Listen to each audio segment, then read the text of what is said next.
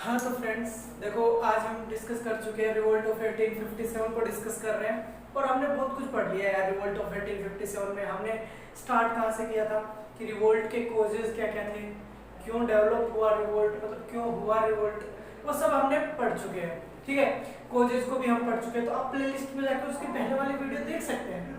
अब हम डिस्कस करेंगे किसको कि अभी यार अपन पहुंच गए, रिवोल्ट हो रहा है, हम दिल्ली पहुंच गए। कहां से? मेरठ से लेके दिल्ली पहुंच गए। और सबसे पहले रिवोल्ट कभी स्टार्ट हुआ था आपको बता दूं मैं, 10 मई 10 मई को रिवोल्ट की शुरुआत मानी जाती है। कहां से? मेरठ से। शुरुआत तो और जगह भी हुई थी, लेकिन और जगह सब क्या कर दिया गया था, सप्रेस कर दिया गया था। तो किसके द्वारा? ब्रिटिश के द्वारा। लेकिन अब इस बार क्या होने वाला था, मेरठ से दिल्ली की तरफ क्या हो चुके थे, जितने भी रिवोल्यूशनरी थे वो कहाँ आ चुके थे, मेरठ से दिल्ली आ चुके थे। और दिल्ली की अपने पूरी बात पढ़ चुके हैं कि यहाँ पर बहादुर शाह जफर को क्या बनाया गया है, रूलर बनाया गया है, वो सब हम पढ़ चुके हैं। तो हम आज क्या कवर करने वाले हैं कि स्टॉर्म सेंटर्स के बारे में कवर करने वाले हैं। किसके? 1857 के। तो 1857 के स्टॉर्म सेंटर कौन कौन से हैं, चलो तो देख लेते हैं। ये भी हमने देखा था कि एक तो कानपुर है, एक लखनऊ है, एक बरेली है, एक आरा है, एक फैजाबाद है, एक झांसी है। भाई देखो, कानपुर सबसे पहले कहां पर आते हैं? कानपुर पे। ध्यान से सुनना, बहुत ही ज्यादा इंपॉर्टेंट है। आप सबको नोट्स चाहिए या नोट्स में प्रोवाइड करवा दूंगा, मेरे पास बहुत अच्छे अच्छे नोट्स बनाए हुए रखे हुए हैं, आप टेंशन मत लो। आप मेरे को जैसे टेलीग्राम पे बोल देना कि नोट्स प्रोवाइड करवाओ सर, तो नोट्स प्रोवाइड हो जाएंगे आपको, तो उसकी टेंशन मत लेना। आप तो बस ये देखो कि हो क्या रहा था, कानपुर में कौन था, क्या हो रहा था, बहुत ही डिटेल में डिस्कस करने वाले हैं अपन। ठीक है, तो हम सीधी बात करते हैं, कहां पर चलते हैं? कानपुर पे चलते हैं। कानपुर के अंदर आपने सुना होगा बाजीराव सेकंड, पेशवा बाजीराव सेकंड, जो कि भाई साहब अपन ने एक रिवोल्ट हुआ था ना, उसके अंदर पढ़ा था। पहले जो रिवोल्ट हो रहे थे उनके अंदर पढ़ा था कि पेशवा बाजीराव सेकंड को कहा बिठूर के अंदर भेज दिया गया था। किसके द्वारा भेजा गया था? अंग्रेजों के द्वारा। अंग्रेजों ने क्या किया कि बिठूर के अंदर उसको भेज दिया। लेकिन बिठूर के अंदर तो भेज दिया, वो बात तो सही है, लेकिन अब उसे क्या पेंशन देती थी, क्या देती थी? ब्रिटिश सरकार क्या देती थी? उसे पेंशन देती थी। लेकिन रिवोल्ट यहां से शुरू नहीं होता, रिवोल्ट स्टार्ट यहां से होता है कि इसने एक बेटा क्या ले रखा था? गोद ले रखा था। क्या ले रखा था? गोद ले रखा था, जिसका नाम था धुंधु पंत।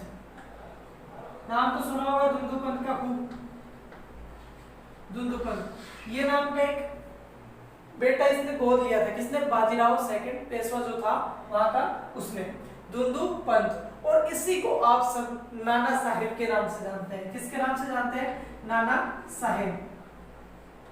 तो नाम सुना हुआ लग रहा है, नाना साहेब। तो नाना साहेब के नाम से इसे हम जानते हैं। अब भाई साहब अंग्रेजों ने क्या कहा कि हम तो आपको ही लीडर नहीं मान रहे, तो हम इसको कहां से लीडर मानेंगे? तो नाना साहेब को बोला कि तुम्हें पेंशन भी नहीं मिलेगी, क्योंकि तुम तो तुम्हारे बाप के कैसे बेटे हो भाई, गोद लिए हुए बेटे हो, असली बेटे थोड़ी ना हो। तो ये दिक्कत हो रही थी, क्योंकि डॉक्ट्रिन ऑफ लैप्स के बारे में तो आप सबने पढ़ ही लिया होगा, काफी अच्छे से डिस्कस किया था हमने। तो नाना साहेब को हो गई यहाँ से क्या दिक्कत हो गई। अब भाई साहब इन्हें पता चला कि रिवोल्ट हो रहा है भाई, कहाँ पर? दिल्ली के अंदर। ये भाई जब खड़े हो गए, बोल अपन भी रिवोल्ट करेंगे। इसके साथ इंडियन सोल्जर आ गए इसके साथ, इन्होंने बहुत ही अच्छी लीडरशिप की और भाई साहब अंग्रेजों को बहुत तगड़े तरीके से धोया। कहां पर? कानपुर के अंदर। और कानपुर के अंदर अपना क्या बना लिया, सत्ता, जो कहते हैं ना कि अपने आप को इंडिपेंडेंट घोषित कर दिया कानपुर के अंदर। किसने? नाना साहेब ने। अब कानपुर के अंदर इनके साथ एक और बेहतरीन लीडर थे, जिनका नाम आप लोगों ने अच्छे से सुना होगा, जिनका नाम था तात्या टोपे। क्या? तात्या टोपे। बहुत ही खतरनाक रिवोल्यूशनरी थे इस मूवमेंट के, इस रिवोल्यूशन के खतरनाक रिवोल्यूशनरी में से थे। तो ये सब कहां हो रहा था? नाना साहेब के, मतलब कानपुर के अंदर। तो कानपुर के अंदर रिवोल्ट की शुरुआत किसने की थी? धुंधु पंत ने। और इसने अपना जनरल, इसने अपना जो लीडर है इस रिवोल्ट का, वो तो किसको माना? बहादुर शाह जफर को, प्लस अपने आप को उनका जनरल घोषित किया इन्होंने। किसने? नाना साहेब ने। और ये चलता रहा रिवोल्ट। डन, ये कानपुर में हो रहा था। उसके बाद अपन चलते हैं कहां पर? लखनऊ में। अब भाई लखनऊ किसकी राजधानी थी? लखनऊ थी अवध की राजधानी। किसकी राजधानी थी? अवध की। हाँ तो भाई अब लखनऊ के अंदर प्रॉब्लम क्या थी? सब सही तो चल रहा था लखनऊ में, लखनऊ में कहां से प्रॉब्लम आ गई? तो लखनऊ में कहां से प्रॉब्लम आई इसके बारे में अपन डिस्कस करेंगे। तो लखनऊ किसकी कैपिटल थी? अवध की।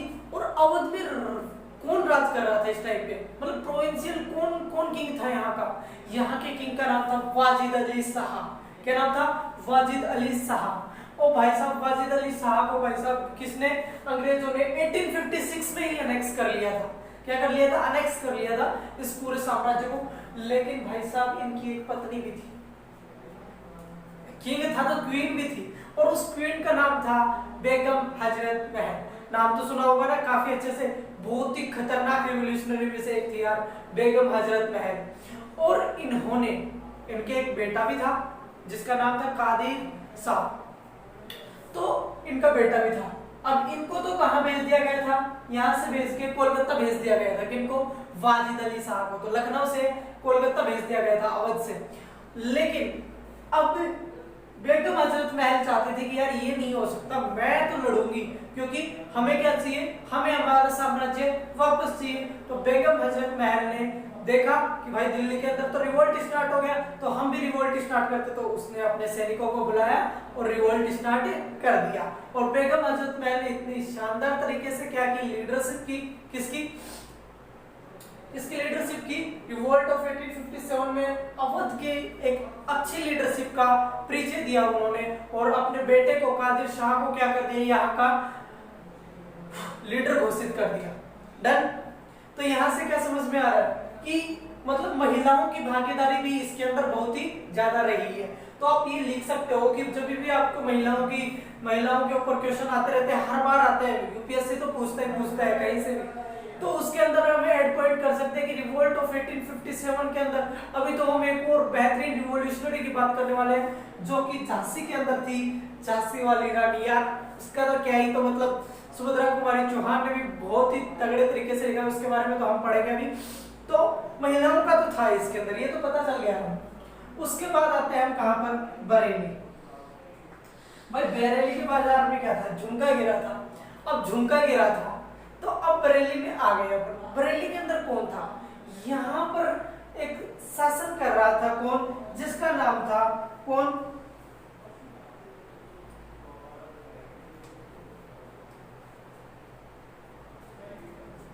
जिसका नाम क्या था? बरेली के अंदर क्या हो रहा था? शासन कर रहा था। कौन शासन कर रहा था? यहाँ पर कर रहा था खान गफूर खान। कौन कर रहे थे? खान गफूर खान।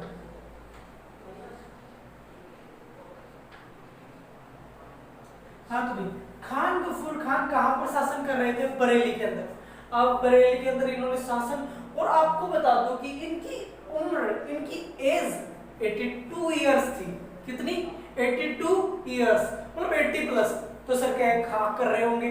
भाई बहुत तगड़ा लीडर था ये, बहुत ही तगड़ा लीडर, बहुत ही शानदार लीडरशिप की इसने। और आपको बता दो बहुत ही कम समय के अंदर 40,000 सैनिकों को अपने पीछे कर लिया इसने, जिससे भाई साहब अंग्रेजों के रोंगटे खड़े हो गए थे। मतलब समझ में नहीं आ रहा था अब क्या करें। और इन्होंने बरेली के अंदर भी किसको? अंग्रेजों को भगा दिया बरेली से। निकलो यहाँ से भाई, कोई काम नहीं है तुम्हारा। तो बरेली के अंदर कौन थे? खान गफूर खान लीडरशिप कर रहे थे। तो समझ में तो आ रहा है ना कहाँ कहाँ क्या क्या हो रहा था। बस रिवोल्ट को पूछ देख रहे हैं अपन। फिर उसके बाद कौन है? आरा। आरा कहाँ था? आरा बिहार के अंदर है। कहाँ है? बिहार के अंदर। अब हम बात करेंगे आरा की। तो आरा में क्या हो रहा था इस टाइम पे? आरा के अंदर रिवोल्ट कौन कर रहा था? आरा के अंदर बैठे थे कुंवर सिंह भाई साहब अपने। कौन? कुंवर सिंह भाई, अच्छे रूलर थे, ये भी 70 प्लस थे कुंवर सिंह।